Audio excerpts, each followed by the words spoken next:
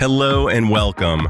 I'm Dr. Adam Dorsey, a psychologist in Silicon Valley, and I am the host of SuperPsyched, a podcast dedicated to supercharging your life. Each episode contains fun, high-quality interviews with experts looking at psychology from all angles.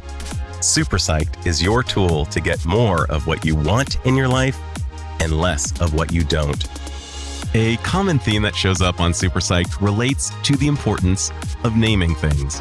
When we don't have a name for a stressor, it tends to be even more distressing. You may have even heard me say that you need to name it to tame it. And that is why I'm pleased that there is a working name for an anxiety that has perplexed many people living in the modern world in the face of climate change. I'm talking about what is called eco-anxiety. Many of us feel overwhelmed by eco-anxiety and understandably ask, what can we do? Thankfully, I know just the person to ask. Heather White is an attorney by training who has taught at Georgetown University Law Center, but who now devotes her efforts to a nonprofit organization she founded called One Green Thing. She wrote a book also called One Green Thing with a foreword by Erin Brockovich that I thought was superb. Heather suggests that each of us, like members of an orchestra playing our unique instruments, can do something to reduce climate change based upon our unique strengths and personality styles. There's even a questionnaire on her website that will help you identify your skills and personality relative to climate change and what you can do to help. Doing so may reduce anxiety and help the planet now and for future generations. And as always, the content on SuperPsyched is for informational purposes only and not intended to diagnose or provide any kind of healthcare treatment. For that, please consult your doctor. So listen in as Heather and I talk about eco-anxiety and one green thing each of us can do. Heather White, welcome to SuperPsyched. Adam, thank you so much. I'm a huge fan. It is wonderful to be with you today. Oh, I'm so glad. Well, it's such an important thing. You know, all one needs to do is see a 15, maybe 16-year-old Swedish woman on a TED Talk. Brilliant, by the way. For those of you who haven't yet watched Greta Thunberg's stunning TED Talk, in which she basically said, how is this not the conversation all day, every day, all the time? What other stories could there possibly be that could be more important than the one that you and I are about to have, Heather? Yes. Thank you, Adam. It is the challenge of our lifetimes. This is our existential challenge. And I was telling you offline that as a Silicon Valley-based psychologist, very frequently people show up describing eco-anxiety. I didn't have a word for it before. The American Psychological Association has come to recognize eco-anxiety as a thing. Can you define it? And I've heard it said that eco-anxiety is in many ways a normal response to what's happening today. Absolutely. And I think when you said right from the top, if you don't have anxiety about the climate crisis, you're not really paying attention. So understanding that it is a healthy response is important, although it can go to extremes, which many psychologists and psychiatrists are experiencing with their clients around the world, especially for young people. So the American Psychological Association defines eco-anxiety as the chronic fear of environmental doom. Now that's intense, right? That's pretty intense. And it can interfere with daily life. There was a survey of 10,000 young people conducted in September 2021. And the young people were ages 16 through 25. 1 out of 4 said they did not want to have children because they were so concerned about climate change and the future that they were inheriting. And 47% said the climate anxiety interfered with their daily life. And 75% were really worried about the climate crisis. So more and more people are connecting the dots between the climate crisis and mental health. And how this came about, I first heard about climate anxiety, another word for eco-anxiety, in 2008, 2009, when Lise Van Susteren, who's a psychiatrist and one of my colleagues at the National Wildlife Federation, wrote a paper about it. Now, what's interesting, Adam, is I had toddlers then. And even though I have been doing environmental advocacy for a really long time, it didn't really resonate with me as far as the mental health impacts because I was focused on all of the solutions and the science and the energy policy, et cetera, and not that mental health aspect. When I had teenagers, though, my world and my perspective on the mental health impacts of climate change changed dramatically when I started seeing it at home. And you described very poignantly an interaction you had with your daughter when she wanted to engage in some activism, and you noticed that there was going to be a storm and you offered to drive her and she got all the more upset. Can you describe your relationship with your daughter and how it has informed you to really double down on one green thing?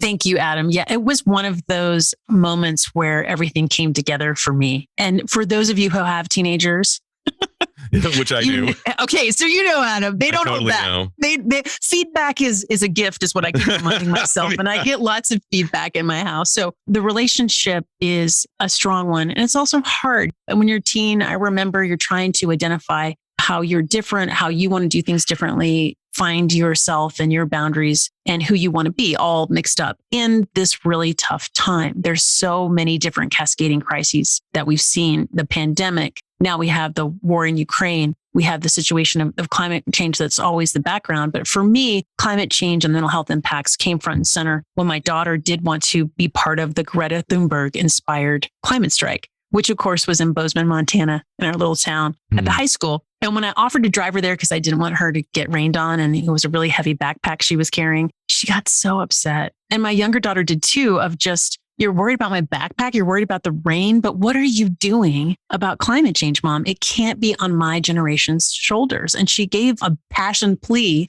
about how upset she was and how Gen Z, her generation, feels like no one's paying attention. And even though I had 20 years experience in environmental advocacy, my husband has as well. He does grizzly bear conservation. I mean, it doesn't get cooler than that in conservation. And he's done so much work in the climate space as well. I realized I had to step up my game and I had to figure out a way to first talk about the mental health impacts of climate change, create space for Gen Z to be heard. It's really important that we listen to their concerns about the future. And third, I had to invite more people into the movement so we can give Gen Z hope. They need to have hope. They need to know that we've done big things before and that it's not all on them, that there's an intergenerational partnership. I say, use the terms think beyond your age in my book, that we will partner with them to create a better future. And as you're sharing this with me, I'm thinking about a multitude of things, including the very first time I got a credit card.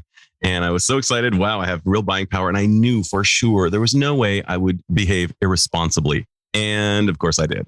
I bought all kinds of stuff and I was sure I'd find the money later and I would just sacrifice in other spaces. And whether it's dieting and saying it'll be fine, I'll find a way to exercise it off. We have this kind of fallacy of a virtuous future self that will take care of everything. And I think that the environment is a lot like that. We just imagine someone will take care of it. And one of the things that you really try to disabuse people of is that there is no Superman in this equation. There is no superhero. We're not meant to rely on other people, that it's up to all of us as a large orchestra to share with our various instruments the solution. And as I even break out this little piece that we're about to unpack together, I would be remiss if I didn't say that when there is a stressor from which we feel anxiety, the more we avoid the stressor, the greater the anxiety becomes. And paradoxically, the more we approach the stressor, the less the anxiety becomes. And we seem to be doing a really good job of dancing around it, but not approaching it. And your book seems to aim to solve that from a collective position, like all of us, everybody showing up. Can you describe a little bit about the aim of your brilliant book, One Green Thing?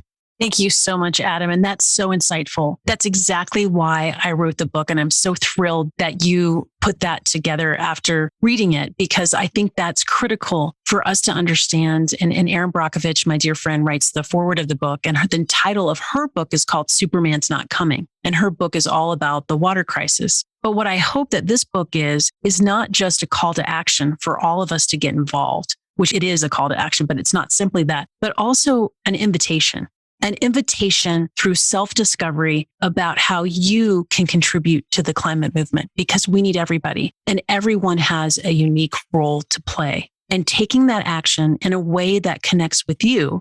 And my whole concept is this idea of a one green thing, a daily practice of sustainability. But that daily practice is based on you, your interests, your strengths, what you care about. And you can create it. It's almost like a workbook through this book. But that action in tackling the issue each day can help reduce the anxiety and actually bring more joy into your life but also create the culture change that we need. And I think that gets lost, Adam, because so many environmentalists like me have a wonk tendency. We're so focused on the solution and the science and the data and the math and the carbon dioxide equivalent emissions that people kind of tune out. And so what I want people to understand is that your daily practice of connecting to the earth, doing a one green thing, is about a culture shift. It's not necessarily about the math of your individual carbon footprint. Although added all together, that is important and significant. It really is about that shift that we need. And everyone is invited. Everyone is welcome. We need to move from this kind of all or none mentality. I love that you were talking about embarking on a health journey or a fitness journey.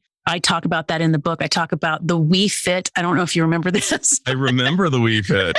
I had a disastrous experience with the We Fit. It didn't work for me because it just reminded me how out of shape I was and how I wasn't doing it right. And so we need to make sure that people feel welcome to start on the journey, and that if you mess up, you forget to bring your bags to the grocery store one day, it's okay. It's all right. But the important thing is that you keep trying every day and that we're all in it together. Yeah, nobody's going to get a scarlet letter of shame, and Right. that perhaps a little self-compassion in recognizing that so much of what you endorse is consistent with the practice of psychotherapy in terms of stages of readiness for change. One of the things that has come out in our research is that people are ready when they're ready. The Yes. problem is, in this case, we don't have the luxury of time to prepare. According to Prochaska, if somebody's thinking about a behavior change, they start at pre-contemplation, which is denial. There's no problem. All the way to contemplation. Well, I'll get around to it at some point. And then kind of preparation. Okay, I'm working toward it. And then finally action. And one of the things that you're really working hard on was described beautifully by Abigail Adams in a John Adams 5-part series on HBO. John Adams always had the right answer, except he bludgeoned people with the truth. And one of the things that you also mention in your book is that people don't respond to data and facts. They respond to emotion, and people don't want to be told what to do, and people don't want to be bludgeoned. People, according to Abigail Adams and everything else we've seen, wish to come to their own conclusions. And the problem here, again, is as delicate as we must be, there is this tight equilibrium because we don't have the luxury of time. And yet people will only sign on as much as they really feel it. So how do you help people move through the stages of readiness so that they can be ready to change as quickly as possible? Oh, wow. That's so thoughtful, Adam. What I try to do is, first off, I do talk about what is climate change 101. And I talk about what the oil companies knew and when they knew it. So this isn't a new phenomenon. I talk about how we're not at fault for the situation that we're in, but we are part of the solution. I also talk about how, of course, we need systemic change. If Adam and Heather skip the straw, are we going to solve the climate crisis? Of course not, right? Of course not. But by skipping the straw, we're sending a signal in our communities and to the baristas we know and love that that is not a value we have, and we're using the power that we have. And that is important. And because of movements like that, we saw a global plastics treaty announced that the United Nations is moving in that direction. And that only happens when consumers like us make a difference.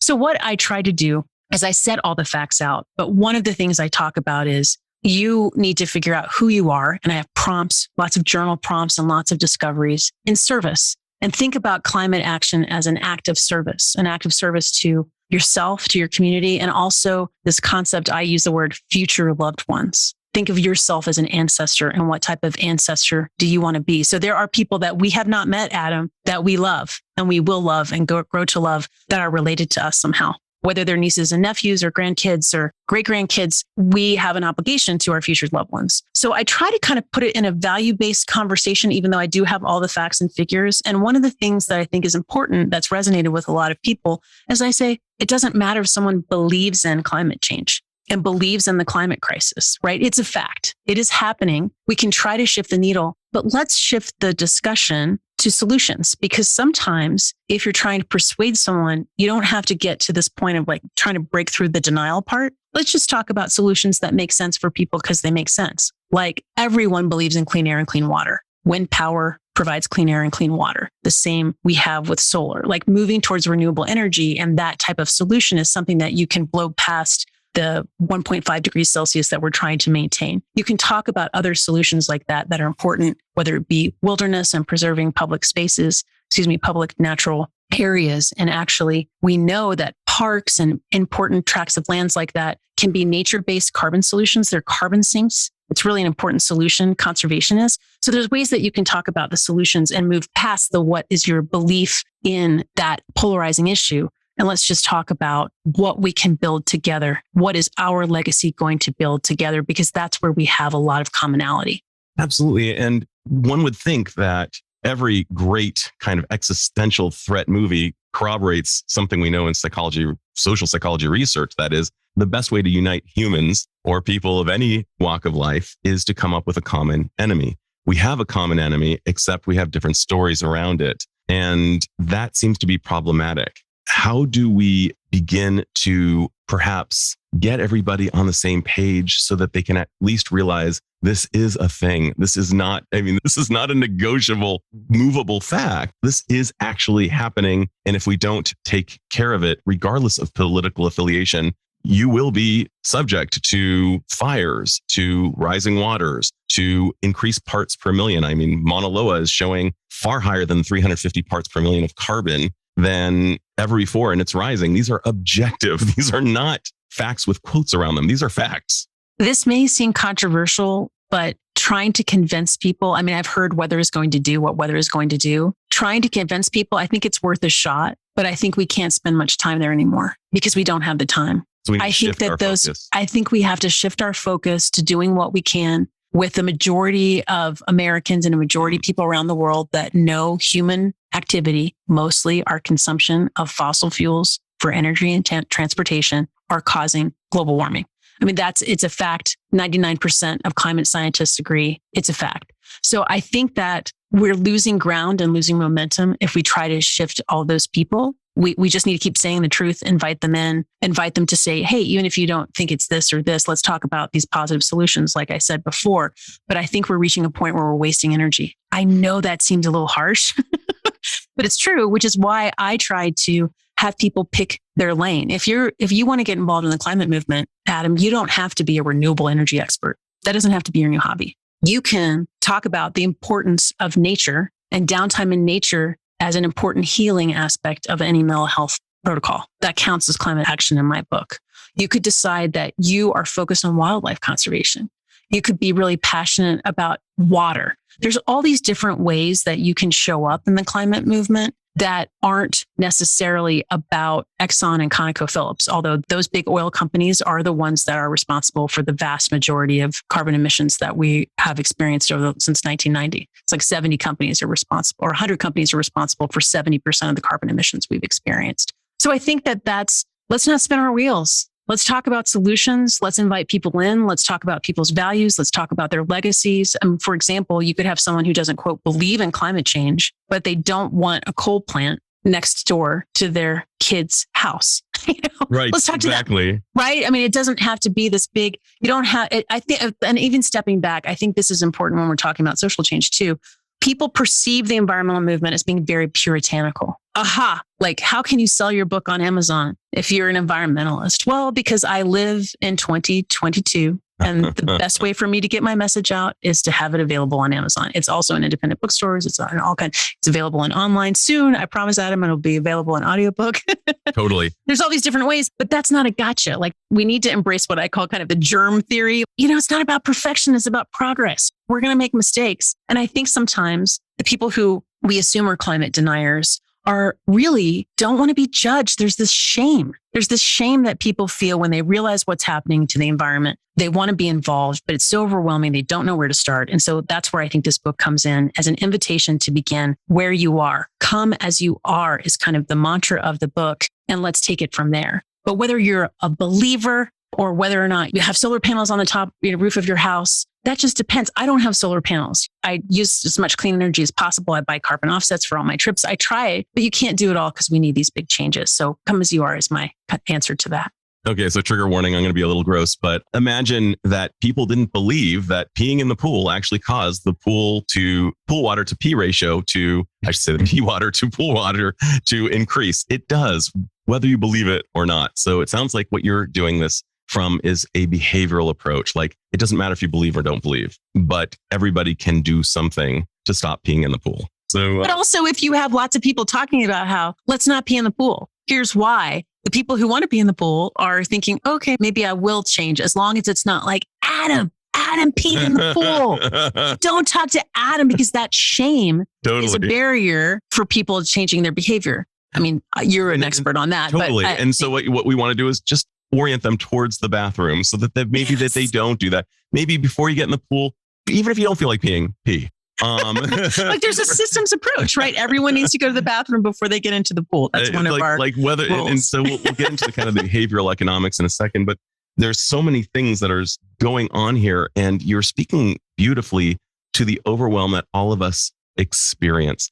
Overwhelm around there are so many things that seem to need to be done. Like if I'm going to do this quote right, I'd better not be on Amazon. I'd better never use a car. I'd better never buy anything that has plastic in it. And that's not what you're saying at all, that you still need to live your life. You just need to live it more consciously and recognize what you bring to the world in terms of your gifts to assist in, I'm going to call it an orchestra. Like you don't want a percussionist to be relegated to the strings. You want a percussionist to enjoy playing the hell out of the percussions and the string players to play their strings and to know who the conductor is, and everybody can look and hopefully play in some modicum of sync. And you've come up with this brilliant way of addressing people's strengths, almost like senior VP of HR trying to allocate like, okay, if you're good at this, then you do this. And if you're good at that, you do that through various gifts that each of us kind of come into the world with, almost borrowing from the Enneagram or the Myers-Briggs or other personality-driven tests. You've come up with various styles that each of us have to bring to the solution. I was wondering if you could unpack some of those. And by the way, I did take the test. I'm an influencer. I'm not surprised, Adam, that you're an influencer. Because you're always connecting people, you're spreading the news on latest research, you're trying to lift people up through that energy of people and networks. That's so marvelous. Well, Enneagram, Strength Finders, Myers-Briggs, those were all inspirations because I realized that people needed an entry point into the climate movement. And also with respect to behavior change, I'm a big fan of James Clear, Atomic Habits. Huge. And he talks about how important identity is in maintaining a habit. So my thought is that if you can figure out who you are in service to others, and then you have this plan, a one green thing plan of a one green thing to do each day, but you know it's for the adventurer or you know it's for the philanthropist, you're more likely to actually keep up that habit because you see yourself in that role and that's how you show up for others. So that was the inspiration and the point of bringing this so people know they don't have to be all things for all people. And I've actually had a wonderful reception to the assessment. So one of my dear friends thought, oh my gosh, I'm a philanthropist. I'm so glad. I'm not a protester. I'm not someone who's reading all the latest news like a wonk. I like the outdoors, but I'm not spending a lot of time like canoeing and kayaking. That's not my thing. But if you want me to throw a party, I will throw an amazing party, get all the right people there and raise a ton of money for whatever cause I need. And the philanthropist doesn't actually have to be someone who's a fundraiser, but it's more the person who's a giver, who's giving up and showing. And that released her from all these other things that she thought she should be doing. It's not a pass, but she was able to focus on what she's really good at. So I'm happy, Adam, if that makes sense to kind of go through the different profiles. Yes, so people yes. kind of And I want to give a shout out to, all of us have something that we bring. My sister-in-law is the world's greatest host. She loves being a host. Right. I don't. So I would be misused. So what are the profiles? Just kind of 30,000 foot, like 30,000. The 37-foot perspective on the different ways we can help. Great. So there's 7 different profiles. The first is the adventurer. And this person is focused on taking people outside their comfort zones. They're hands-on learners. They love the outdoors. They're very physical in how they approach life and how they approach adventurers. So that's the adventurer. The second is the beacon. And this person is usually out front on social change. They're often entrepreneurs. They're the kind of folks that you would see in front of the megaphone or at the podium at a rally. The third is the influencer, which is what you are. Their mantra is people, people, people. They're all about sharing information, sharing networks, making sure that people feel inspired by connecting with each other and making sure that people are well educated and excited about the future. So that's the influencer. Then there is the philanthropist, which is what I am, which is the giver, the person who's all about giving time, giving resources, giving energy to different causes that they love. They're also great connectors as well, but they show up with their time. And then there's the sage, which is focused on the spiritual connection to nature. And this is my mom, 100%. She is all about spending time in the outdoors. She's has a very strong faith. And for her, environmental action is all about protecting, in her view, God's creation. And then there's the spark, which is really fun because the spark is the +1. This is the person who's always there for their friends. Like, Adam, you've got a cool lecture that you're giving and you want me to go, I'm in. That's the spark. Without the spark, there isn't a movement. You don't always have to be in charge of everything. You can be leading from behind. You can be there for your friend. And then finally, there's the wonk. And the wonk is the person who's all about science and data and numbers, and usually can translate these complex scientific issues into an easy way for people to understand. So those are the 7 different profiles. A lot of environmentalists are wonks. So we need to kind of lean into more of the influencer, lean into more of the sage to get more people focused on climate action. One of the things that you're implying, and even directly saying at times, is that addressing climate change doesn't have to be drudgery. It actually could be fun by using our organic strengths. I'm wondering if you could describe some of the talents and strengths and how they might even be fun and eventually over time, not only habitual, but to your point, that they become a part of our identity, that they become an identity habit, not just a behavioral habit, but as you said earlier, an identity habit. I'm saying that many times, listener. An identity habit is I am a swimmer. The other guy who says I swim 3 times a week for exercise, that's a behavioral. I am a swimmer means I have to swim. I'm wondering if you could share a little bit more about the identity habits and how we can make it fun, how we could bring our talents to this giant picnic to address climate change sustainably. Oh, I love that. So the adventurer, for example, if you're an adventurer, you can make it fun by seriously inviting friends out for a walk outside. Now that sounds so simple, right? Like, totally. How does that solve the climate crisis? But taking friends outside, having them look up that stillness, that time to connect with the outdoors, scientific peer-reviewed literature shows cortisol drops. A sense of calm and wellness happens. You are more mindful and that re-energizes people. So that's a really simple thing to do.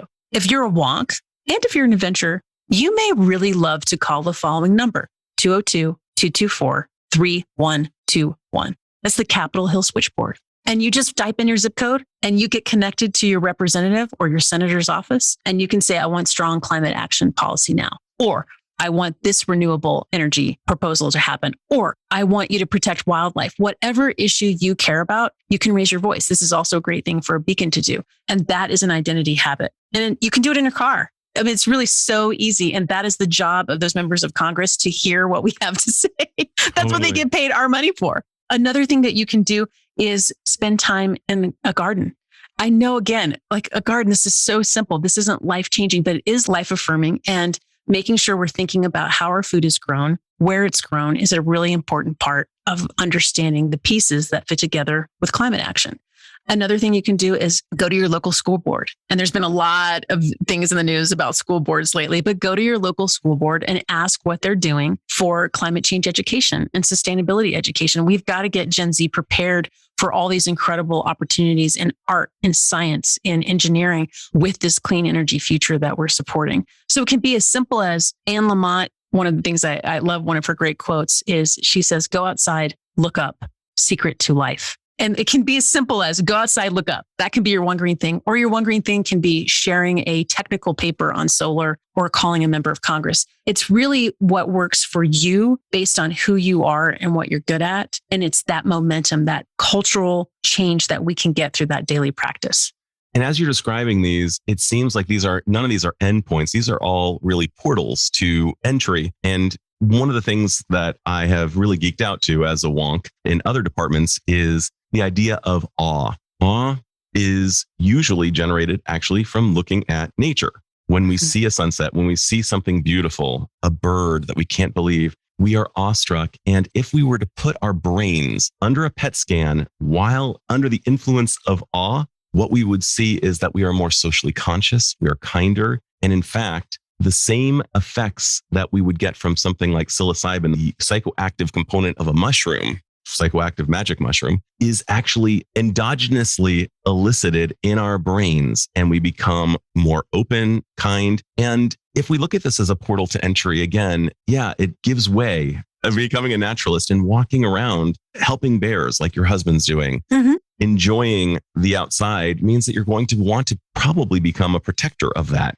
Right. Exactly. And I love when you talk about the awe and how inspiring that can be. Because especially, I talk a lot about this book being an invitation to join the climate movement, an invitation of self-discovery about who you are and what you care about and how you want to show up for your future loved ones. But it's also for veteran activists. A lot of people who've been doing this for a long time are very tired.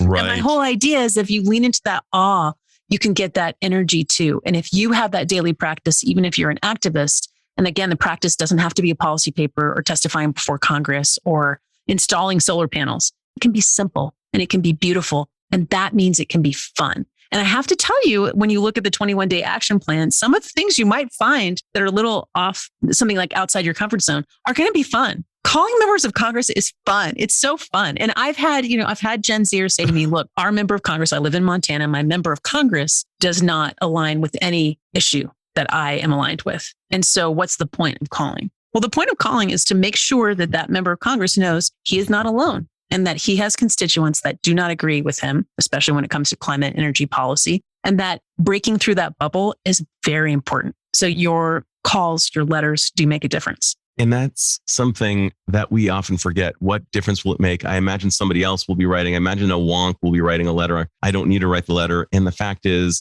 it does matter that these things pile up. And the more that we vote with our wallets, the more that we vote with actions, the more that we get things out there in whatever form. I'm not a bumper sticker guy, but there are some people who like bumper stickers. They may or may not trigger change, but the more that we do, that is kind of our own freak flag is is really important for us to rock that, because no one else is going to rock our freak flag. And sometimes we just need to overcome that complacency, that whatever is holding us back, and just do it. Kind of that Mel Robbins 5-second rule of just like count down from 5 to 1 and just do it.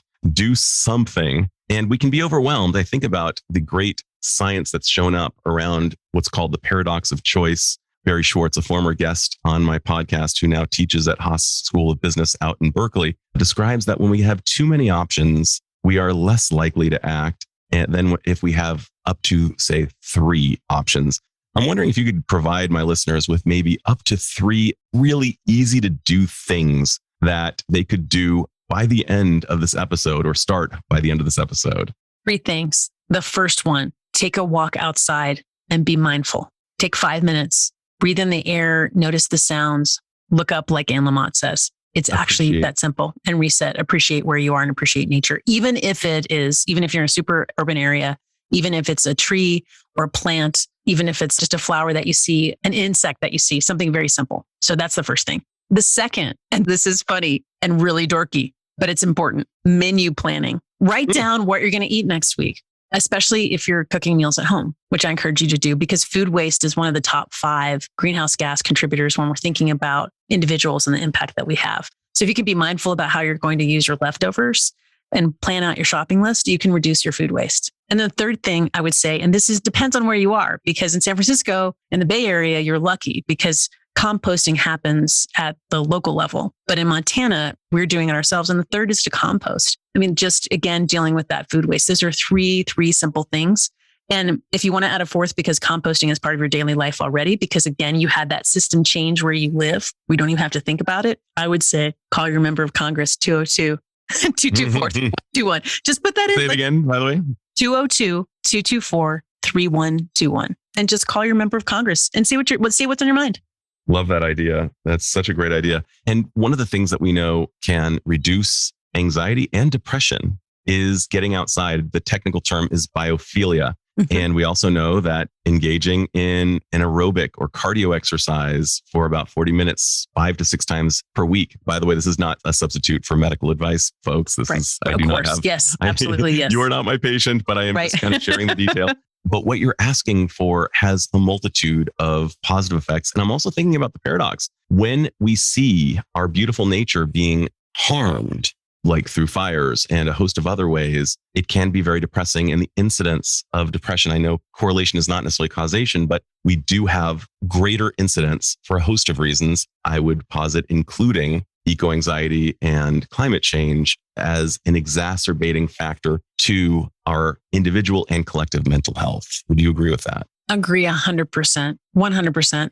One of the things I would say, and this is, one of those tricky topics where people get nervous, but it is a great idea, is to plan a go bag if you have to evacuate. I live in Montana. The fires are intense. I know in 2020, the skies of San Francisco, that day glow orange more and more. And this is back to our earlier conversation about people who don't believe in climate change.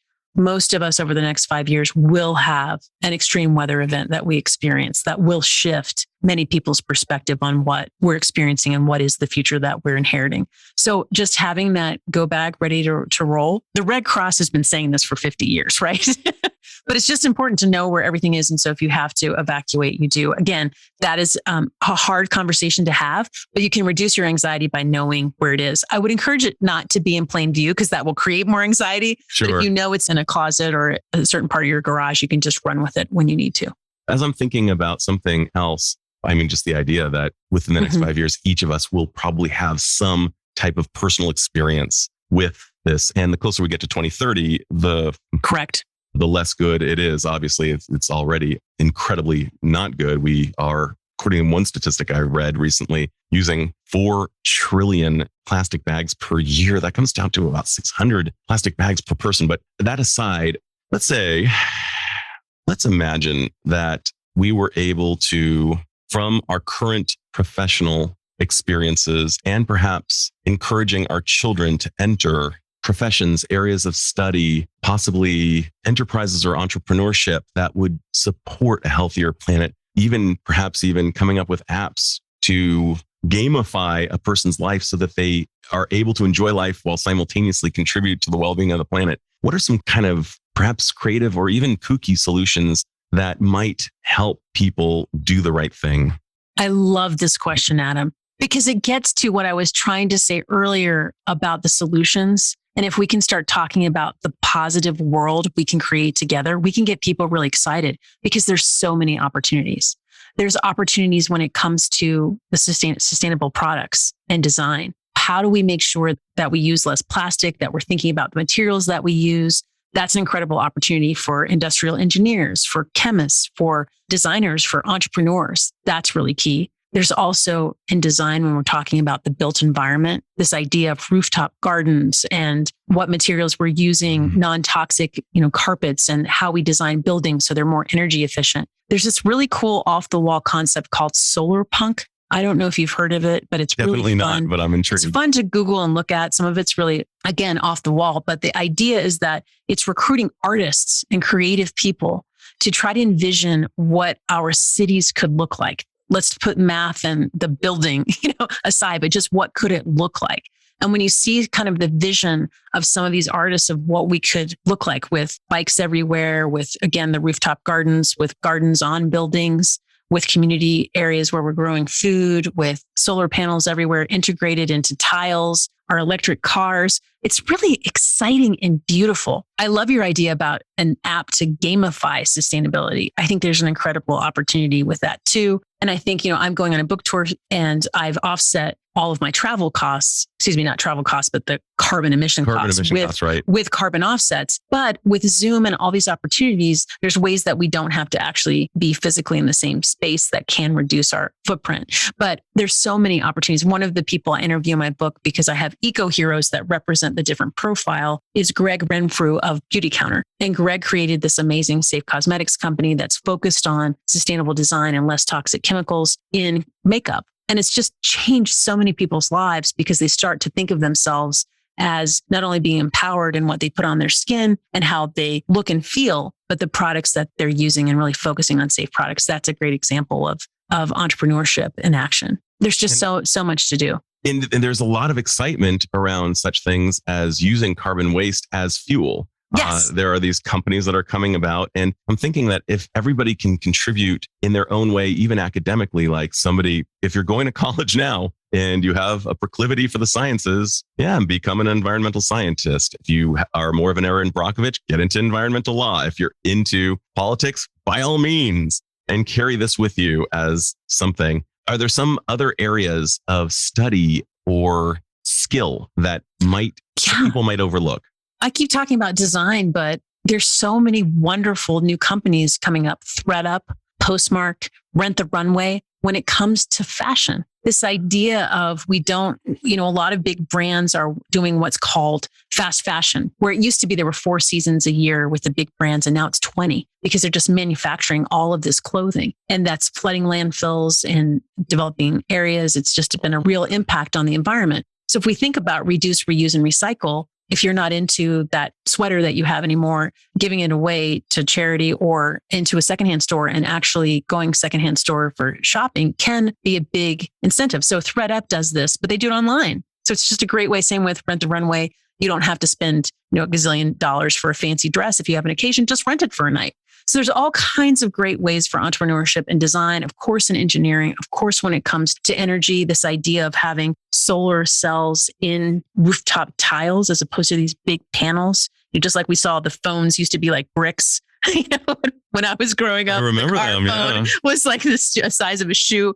Now it's so tiny. This idea of being able to go to scale because we can make things more accessible. Also in transportation, all kinds of incredible things to do there. I mean, I feel like, and I've heard this said by Jamie Alexander with Project Drawdown, which you don't know, I highly recommend you check out Project Drawdown, a wonderful resource for climate solutions. But she says every job is a climate job. And I think that we're going to see that. I mean, as a psychologist, Adam, you are seeing and will continue to see patients with eco-anxiety. There are ways that you can have them get involved. If you're a lawyer, you're going to be dealing with challenges with limited resources as we deal with climate. If you're a city planner, you're going to be thinking about making sure you're building climate adaptation in the cities that you're building. If there is a flood or a natural disaster that you have to deal with. If you're a doctor, you're going to be thinking about that. If you're a real estate agent, climate refugees, a big article in the New York Times in September 2021 about more people moving as they're trying to run away from fires or run away from floods. I mean, it's going to impact every aspect of our life. And I realize my wonk just came out big time. So what I just said was very scary. Totally. People are moving because of fires and the natural disasters.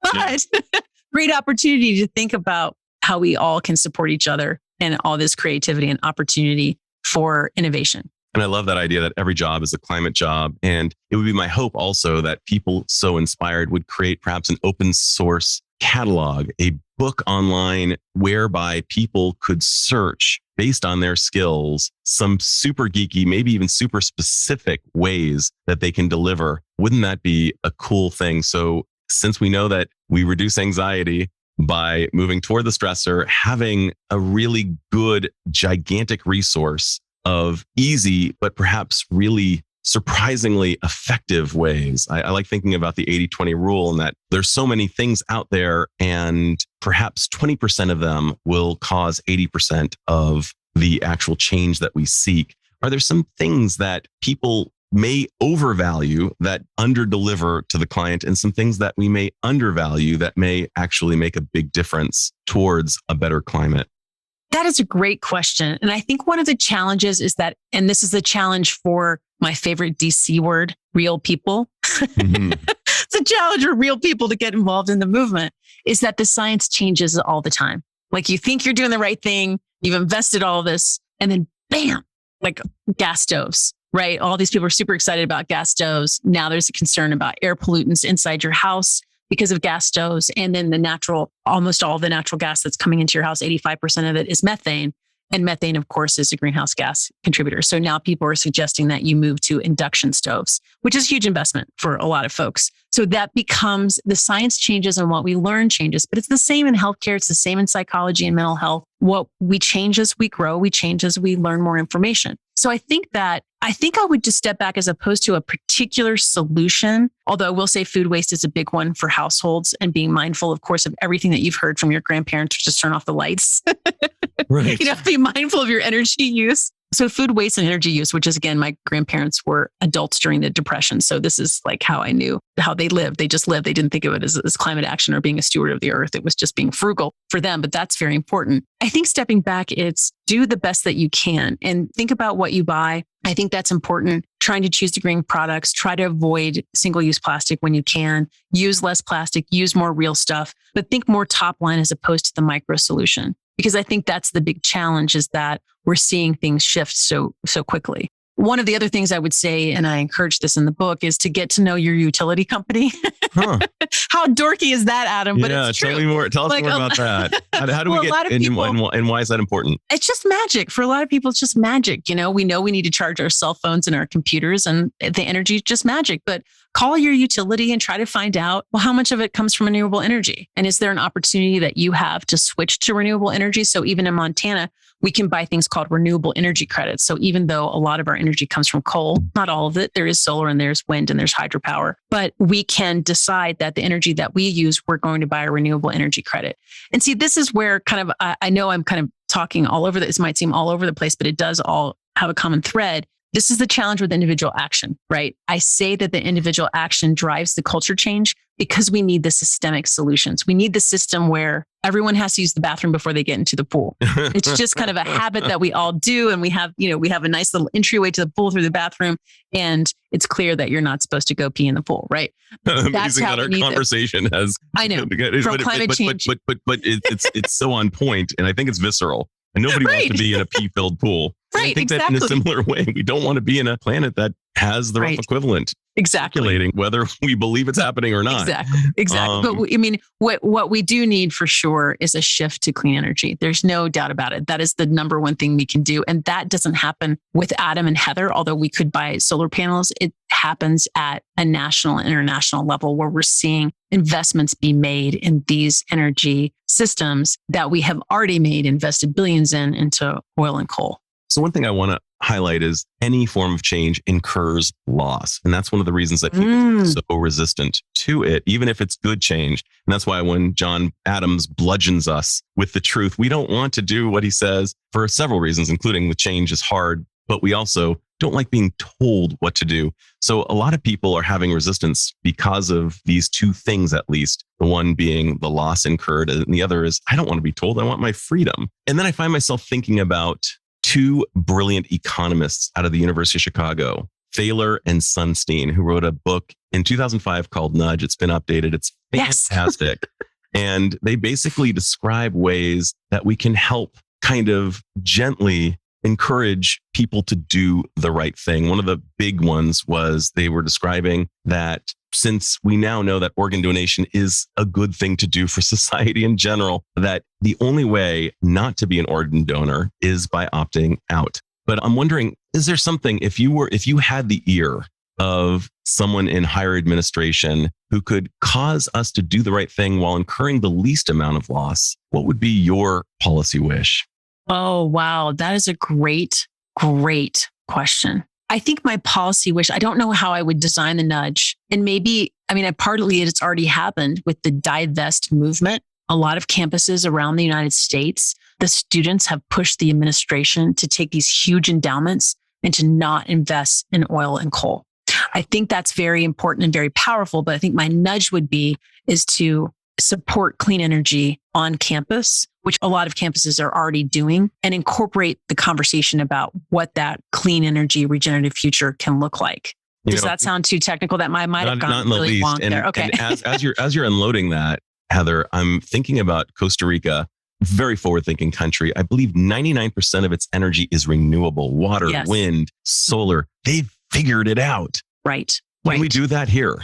We can't. The answer is yes. Emphatically, yes, we can do it. We have all of the solutions. They're all available to us. We're the United States of America, right? We can do it. The challenge is cultural. The political will only changes with the culture shift, which is why we all need to act and we all need to say that this is important to us.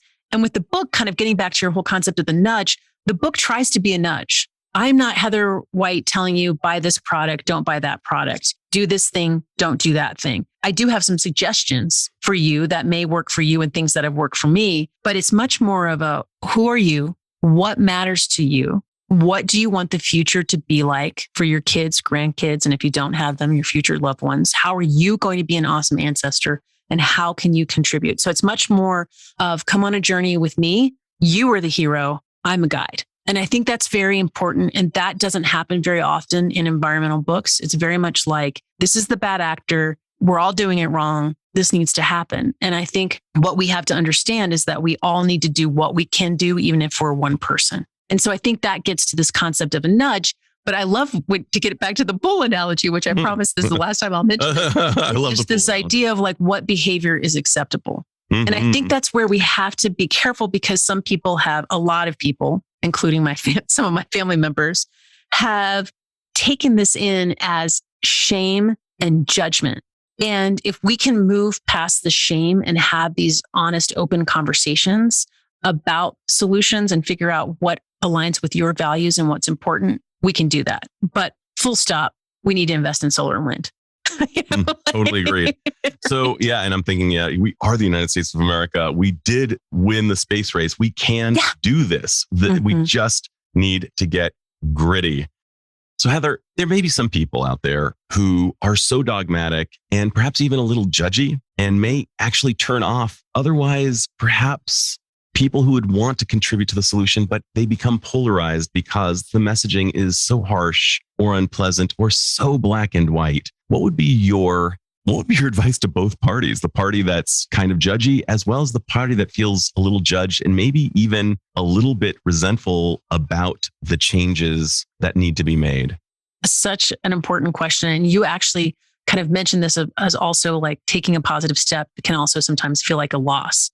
So I talk about this in the book, and I talk about the importance of intergenerational conversation on climate, which would apply even if it's the same generation. It's just a friend who has a different perspective than you do. And the idea of sitting down and just talking it out and understanding that we can't lean into all or none thinking when it comes to environmental behavior change. We have to give room for people to understand that, of course, individual action matters, but we must have systemic change. But it's not one or the other. They're intertwined. But if you mess up one day, like, for example, one of my dear friends who's a water activist has a hilarious story. She was on a plane drinking bottled water, and she's anti-bottled water. And this person recognized her and said, I see you drinking that bottled water. And she said, I forgot my water bottle. What am I supposed to do? Drink out of the airplane toilet? Like, or the airplane bathroom? Like, no, I'm going to buy some bottled water. So we live in this society, right, that makes it hard for us to make sustainable choices unless we're doing all these things. And so we just have to give ourselves breathing room. And I think the importance of the conversation is to make sure that you create a space where you can give each other grace. For example, if a family member has a certain way of doing things or they want to compost in a particular way, you honor that as much as you can, but just ask them to give you grace if you're not quite doing it right. And the fact is whether or not you compost one day will not affect global carbon emissions, right? We all know that. But it is the habit and it's the practice that makes a difference. And everyone is welcome and we all do it a little differently. So I would just say grace is the most important thing, and and the way that you get to that is talking about it.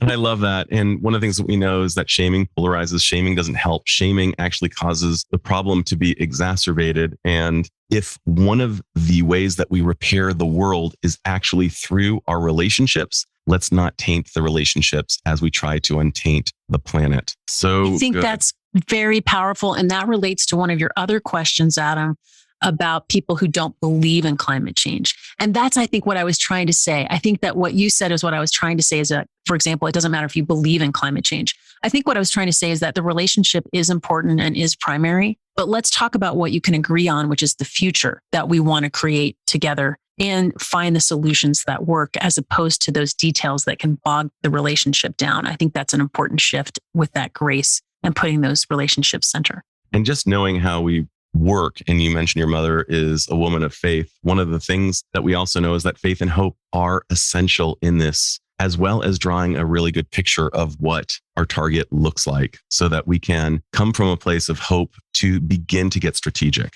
come from a place of faith to begin to realize that what we do matters and may contribute to a better reality for our ancestors, especially since we are not on average very good at delaying gratification. And this is the ultimate form of gratification delay.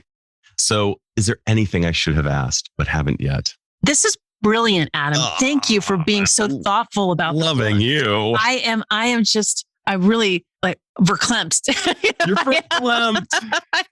Like, it just means so much to me that you took the time and dove into the book. And hell yes. Well, I've got a final question then. You. 5 years from now, what is your hope of the legacy of this book? Oh, I hope that this becomes a movement. I hope that we see people incorporating a one green thing in their way of life. I hope this becomes a lifestyle, and that we have seen significant action on the federal and international level, and that people looking back 5 years from now can say that this book helped me realize that I was an environmentalist. Even if I'm not a protester, even if I mess up every now and then and have Ziploc bags in my drawer, that it's not an all or none thing, but that I care about the future my kids, grandkids, and future loved ones are inheriting, and that I'm glad I'm part of this movement. That's what I hope.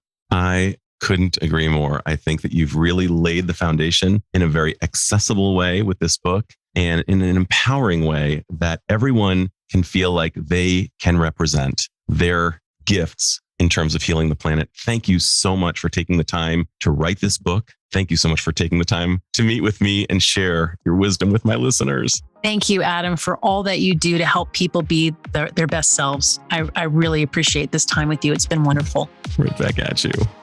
This is Dr. Adam Dorsey, thanking you for listening to SuperPsyched. If you know anyone who might like it or who might benefit from listening, share it. And if you like the episode, please hit subscribe